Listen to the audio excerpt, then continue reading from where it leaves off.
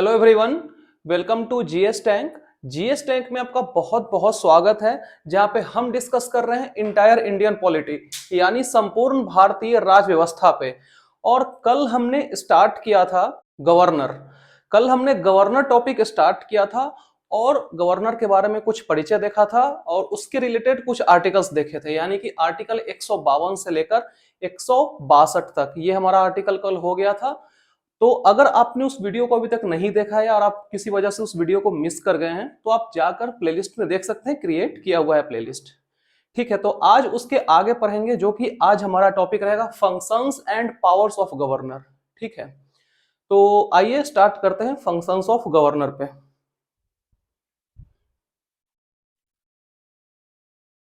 Functions of governor कहने का क्या मतलब है? राज्यपाल के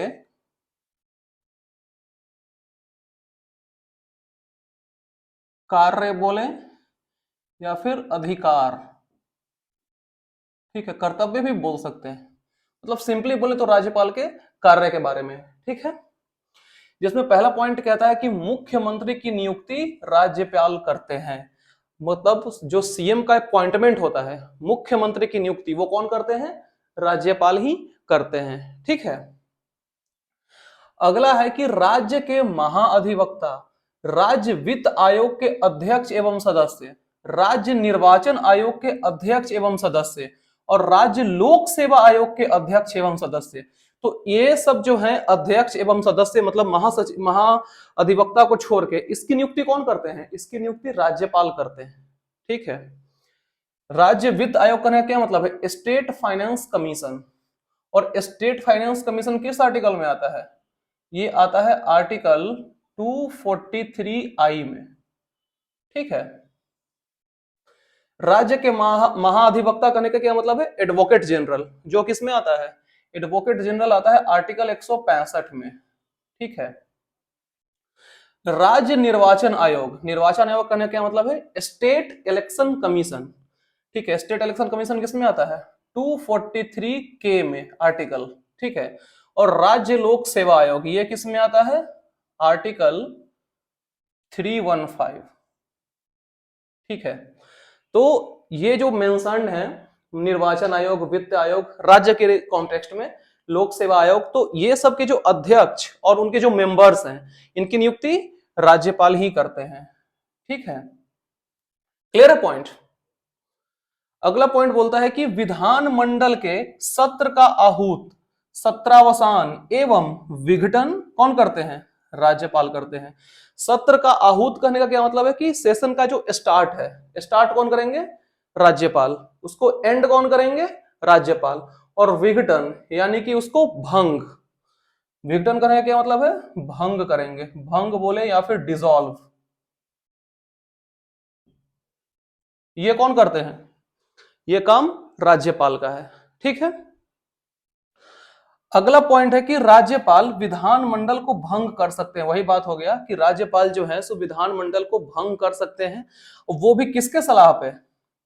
मुख्यमंत्री के सलाह पे, मुख्यमंत्री के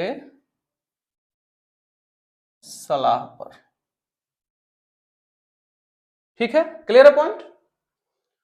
अगला पॉइंट कहता है कि राज्य का धन विधेयक राज्यपाल के पूर्व अनुमति से सबसे पहले विधानसभा में आता है।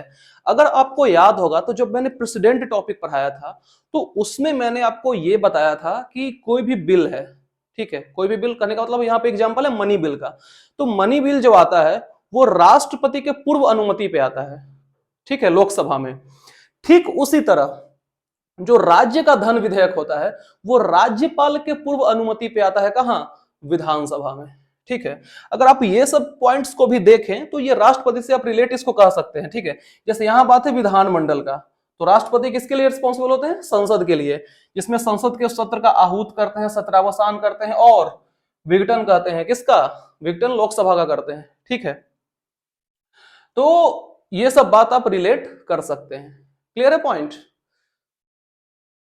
और इसमें एक चीज और है, मतलब इसमें पॉइंट यहां पे मेंशन नहीं है लेकिन वो भी पॉइंट थोड़ा सा इंपॉर्टेंट है, और वो पॉइंट ये है कि अगर राज्य में उसका कॉन्स्टिट्यूशनल सिस्टम अगर फेल हो रहा है, यानी कि संविधान का उल्लंघन हो रहा है राज्य में, ठीक है, तो राज्यपाल राष्ट्रपति को बोलकर, ठीक है, राज्यपाल राष्ट्रपति को बोल के उस राज्य में राष्ट्रपति शासन लगवा सकते हैं। और राष्ट्रपति शासन किस आर्टिकल में आता है? राष्ट्रपति शासन आता है आर्टिकल 356 में, ठीक है। तो राज्यपाल राष्ट्रपति को बोल के राष्ट्रपति शासन लगवा सकते हैं अगर उल्लंघन हो रहा है संविधान का, तो ठीक है। तो ये पॉइंट हो गया आपका फंक्शन ऑफ गवर्नर का। इसके बाद देखेंगे हम लोग क्या, इसके आगे देखेंगे powers of governor, powers of governor, ठीक है। अगर बात करते हैं पावर्स का, मतलब राज्यपाल की शक्तियां, राज्यपाल की शक्तियां, तो राज्यपाल के पास कौन कौन शक्तियां होती है? पहला है लेजिस्लेटिव पावर,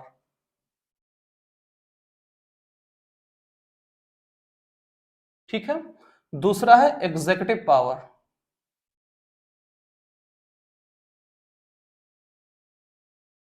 तीसरा है जुडिशियरी पावर,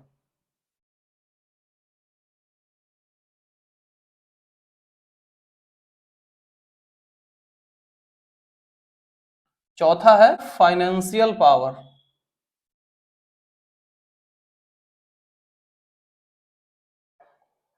और पांचवा बोले ऑर्डिनेंस पावर।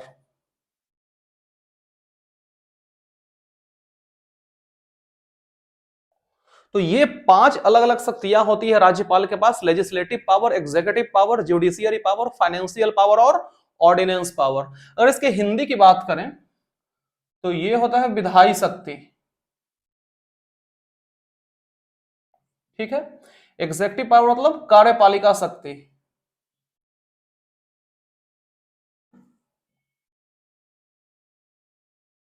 जुडिशियरी पावर मतलब न्यायिक शक्ति,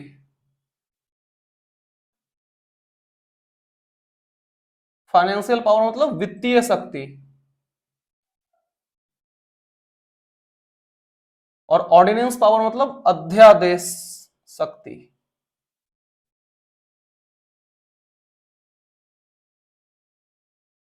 ठीक है, तो ये 5 अलग अलग पावर्स हैं जो कि गवर्नर के पास होते हैं।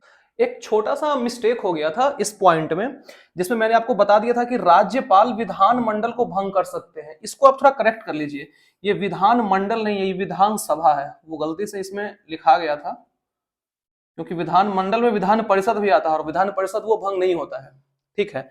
तो आप इसको करेक्ट कर लेंगे, राज्यपाल विधानसभा को भंग कर सकते हैं, ठीक है, वो भी मुख्यमंत्री के सलाह पे, ठीक है। तो आप एक बार इसको करेक्ट कर लीजिए। अब बात करते हैं पावर ऑफ गवर्नर की, ठीक है। तो पावर ऑफ गवर्नर कहने का मतलब है राज्यपाल की शक्तियां, राज्यपाल की शक्तियां, ठीक है। जिसमें पहला पावर है आपका लेजिस्लेटिव पावर, कहने का मतलब विधायी शक्ति,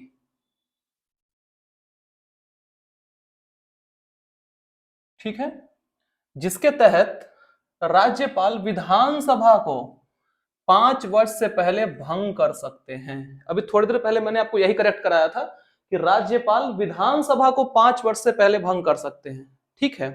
और ये भंग किसके सलाह पे करते हैं? ये भंग करते हैं मुख्यमंत्री की सलाह पे, मुख्यमंत्री के सलाह पे। और इसमें आपको हम एक बात बता दें कि ये जो मुख्यमंत्री होते हैं, ठीक है, ये जो मुख्यमंत्री होते हैं वो राज्यपाल के मुख्य सलाहकार होते हैं, ठीक है। तो ये होते हैं राज्यपाल के मुख्य सलाहकार, ठीक है। मतलब राज्यपाल को अगर किसी टॉपिक पे चर्चा करना है तो उसके लिए जो है सो ये उनको सलाह देते हैं मुख्यमंत्री, ठीक है। इसको अगर इंग्लिश में बोले तो chief adviser of governor. Clear है पॉइंट? तो ये था आपका विधायी शक्ति। ठीक है, इसमें एक पॉइंट और है कि राज्यपाल विधान परिषद के 1/6 सदस्य को मनोनीत कर सकते हैं। ठीक है, इसके कहने का मतलब है कि राज्यपाल जो है सो विधान परिषद के 1/6 सदस्य को मनोनीत कर सकते हैं, वो भी किसके सलाह पे? मुख्यमंत्री के सलाह पे, on the advice of chief minister. ठीक है, तो ये बात हो गई कंप्लीट किसकी? लेजिस्लेटिव पावर की। अगला बात करते हैं एग्जीक्यूटिव पावर, बोले तो कार्यपालिका शक्ति।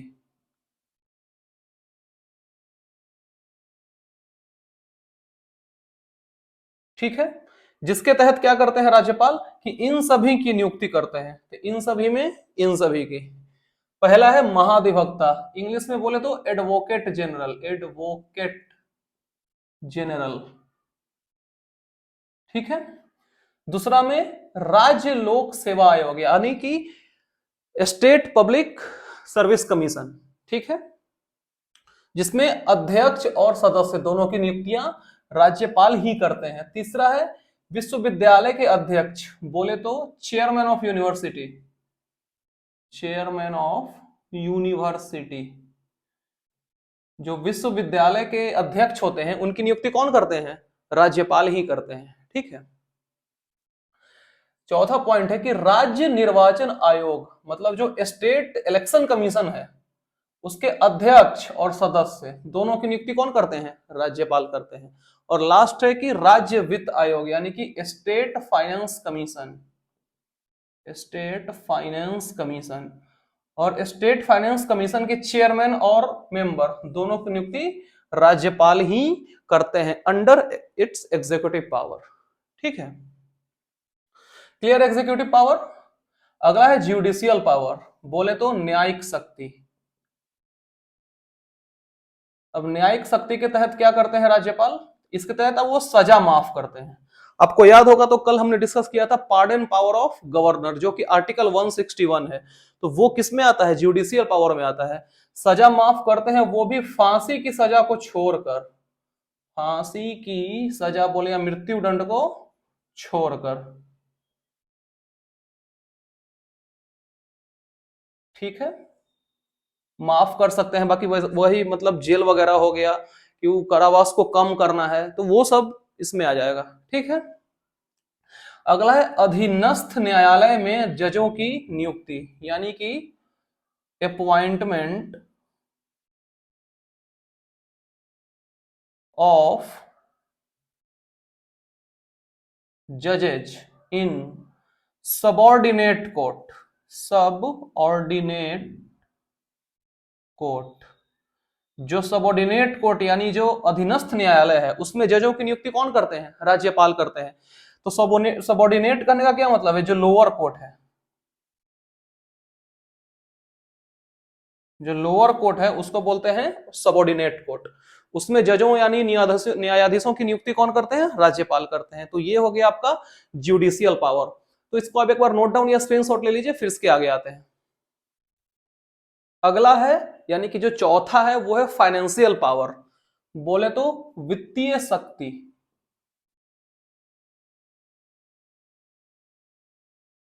ठीक है, अब इसमें क्या क्या है? इसमें 3 पॉइंट अलग अलग है। पहला है बजट।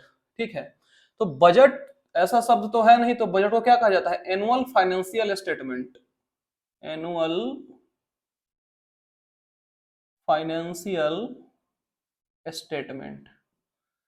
जिस तरह से यूनियन के लिए एनुअल फाइनेंशियल स्टेटमेंट आर्टिकल 112 में है, ठीक उसी तरह स्टेट के लिए जो एनुअल फाइनेंशियल स्टेटमेंट है यानी कि वार्षिक वित्तीय विवरण, वो किस में है? आर्टिकल 202 में है। तो इसमें एनुअल फाइनेंशियल स्टेटमेंट कहने का यह मतलब है कि जो बजट आता है, ठीक है, तो वो किसके अनुमति से आता है? राज्यपाल की अनुमति से आता है। और जो बजट पेश किया जाता है वित्त मंत्री के द्वारा, वो राज्यपाल के कहने पे ही पेश किया जाता है। क्लियर है पॉइंट?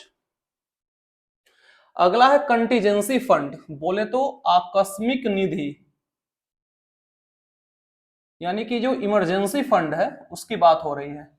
तो इसमें कहने का यह मतलब है कि अगर राज्य में कोई ऐसा आपदा आ गया, कोई ऐसा विपदा आ गया, कोई ऐसी इमरजेंसी आ गई कि पैसा का जरूरत है, तो कंटीजेंसी फंड से जो पैसा निकलेगा, आकस्मिक निधि से जो पैसा निकलेगा, वो राज्यपाल के परमिशन से ही निकलेगा, इन्हीं की अनुमति से पैसा निकलेगा। ठीक है। अगला है मनी बिल। तो मनी बिल की अगर बात करें तो जब यूनियन में जो मनी बिल आता है उसकी पूर्व मतलब जो इंफॉर्मेशन होता है, प्री इंफॉर्मेशन, वो किसके पास होती है? राष्ट्रपति के पास। ठीक उसी तरह जब स्टेट में मनी बिल आता है, राज्य में कोई मनी बिल आता है, तो उसके लिए पूर्व सूचना किसके पास होती है? राज्यपाल के पास होती है। वही बात इसमें कही गई है। ठीक है, क्लियर है पॉइंट। अगला है ऑर्डिनेंस पावर, बोले तो अध्यादेश शक्ति, जिसके तहत क्या करते हैं गवर्नर कि अध्यादेश को जारी करते हैं। ठीक है, और ये अध्यादेश कब जारी होता है? अध्यादेश तभी जारी होगा जब विधानमंडल में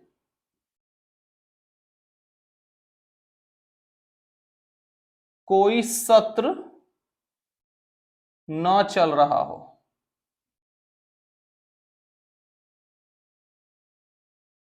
जब विधानमंडल में कोई सत्र नहीं चल रहा है उसी समय ये जारी कर सकते हैं अध्यादेश को। ठीक है, और अगर इसमें अधिकतम टाइम की बात करें, जो मैक्सिमम टाइम टू पास, अधिकतम समय पारित का, तो वो कितना होता है? 6 महीना प्लस 6 वीक, यही होता है ना अध्यादेश का, 6 महीना प्लस 6 वीक। अब ये क्यों होता है 6 महीना 6 वीक? मैंने ऑलरेडी ये कवर कर रखा है जब मैंने पढ़ाया था आपको आर्टिकल 1, 2, 3 राष्ट्रपति का। ठीक है, सेम केस यहां भी लागू होता है। क्लियर है पॉइंट। तो ये था पूरा हमारा राज्यपाल के बारे में। तो राज्यपाल टॉपिक यहीं तक था, ये कंप्लीट हो चुका है। ठीक है, तो राज्यपाल के बाद जो अगला टॉपिक आता है वो आता है काउंसिल्स ऑफ मिनिस्टर का, जो मंत्री परिषद राज्य के कंटेक्स्ट में है, राज्य मंत्री परिषद, उसके बारे में। ठीक है, तो काउंसिल ऑफ मिनिस्टर कहने का मतलब है कि मंत्री परिषद। ठीक है, और ये मंत्री परिषद किसके लिए है? राज्य के लिए। ठीक है, जो कि रिलेट करता है किससे? आर्टिकल 163 से। जो राज्य का मंत्री परिषद है वो रिलेट करता है आर्टिकल 163 से। ठीक है, जिसमें यह कहा गया है कि राज्यपाल को उनके कार्यों में सलाह एवं सहयोग के लिए मंत्री परिषद होगा, जिसे राज्य मंत्री परिषद कहा जाता है। ठीक उसी तरह जैसे मैंने आपको बताया था जब यूनियन पार्ट में था कि राष्ट्रपति को उनके कार्य और सलाह के लिए एक मंत्री परिषद होगा। ठीक है, वो था यूनियन के केस में। और स्टेट के केस में यह है कि राज्यपाल के कार्यों में सहायता एवं सलाह के लिए एक मंत्री परिषद होगा। ठीक है, और वो हो जाएगा क्या? राज्य मंत्री परिषद, जिसका अध्यक्ष कौन होता है? मुख्यमंत्री होता है। आपको इसमें एक टर्म देखा होगा, सलाह। ठीक है, तो सलाह के बारे में मैंने आपको बताया है कि जो मुख्य सलाहकार है वो होते हैं मुख्यमंत्री। यहां पे नॉर्मल सलाह की बात हो रही है, तो नॉर्मल सलाह देंगे मंत्री परिषद, लेकिन जो ज्यादा हाई लेवल का अगर कोई टॉपिक है, ज्यादा हाई इशू का टॉपिक है, तो उस केस में जो मुख्य सलाहकार बनते हैं वो कौन है? मुख्यमंत्री होते हैं। ठीक है, ये बात है। अगला है आर्टिकल 164। आर्टिकल 164 किससे रिलेट करता है? मंत्रियों की नियुक्ति से रिलेट करता है ये। ठीक है, appointment of ministers in state. ठीक है, जिसमें यह कहा गया है कि मुख्यमंत्री की नियुक्ति राज्यपाल करेंगे, मतलब chief minister is appointed by governor of state. ठीक है, यह बात कही गई है। और मुख्यमंत्री के सलाह पर अन्य मंत्रियों की नियुक्ति भी राज्यपाल ही करेंगे। यह बात भी आर्टिकल 164 में कही गई है। क्या कही गई है? कि अन्य मंत्री हैं, जो अदर मिनिस्टर्स हैं, उसकी भी नियुक्ति कौन करेंगे? राज्यपाल ही करेंगे, लेकिन मुख्यमंत्री के सलाह पे। ठीक है, और इसमें अगर आपको एक और बात कह दें तो जो मंत्रियां होते हैं ये राज्यपाल के प्रसाद पर्यंत होते हैं। राज्यपाल के प्रसाद पर्यंत। अब प्रसाद पर्यंत क्या होता है ये आपको अच्छे से पता होगा। ठीक है, प्लेजर मतलब प्लेजर ऑफ गवर्नर, मतलब राज्यपाल खुश तो मंत्रियां खुश, राज्यपाल अगर दुखी हैं तो वो मंत्रियों को भी दुखी कर देंगे। ठीक है, क्लियर है पॉइंट। तो ये था हमारा पूरा स्टोरी, ये तो गवर्नर पार्ट का, और ये था काउंसिल्स ऑफ मिनिस्टर का इंक्लूडिंग चीफ मिनिस्टर। ठीक है, तो आज हम वीडियो को यहीं तक रखेंगे और कल हम लोग 2 मेन टॉपिक को पढ़ेंगे, जिसमें आएगा आपको फंक्शंस ऑफ चीफ मिनिस्टर। जैसे आज हम पढ़े गवर्नर के फंक्शन को, ठीक उसी तरह कल पढ़ेंगे चीफ मिनिस्टर के फंक्शन को और एडवोकेट जनरल के बारे में, जो राज्य के अधिवक्ता होते हैं, महाधिवक्ता, उनके बारे में पढ़ेंगे। तो कल का टॉपिक काफी इंपॉर्टेंट रहेगा, ठीक है। तो आपको आज का क्लास कैसा लगा मुझे कमेंट सेक्शन में आप जरूर बताइए, और यदि अभी तक आपने इस वीडियो को लाइक नहीं किया है, चैनल को सब्सक्राइब नहीं किया, शेयर नहीं किया है, तो लाइक भी कर दीजिए, शेयर भी कर दीजिए और चैनल को सब्सक्राइब भी कर दीजिए, और कमेंट जरूर से जरूर बताइए कि आपको कैसा लगा, ठीक है। फिर मिलते हैं कल इस नए टॉपिक के साथ, तब तक के लिए thank you so much, bye bye, take care.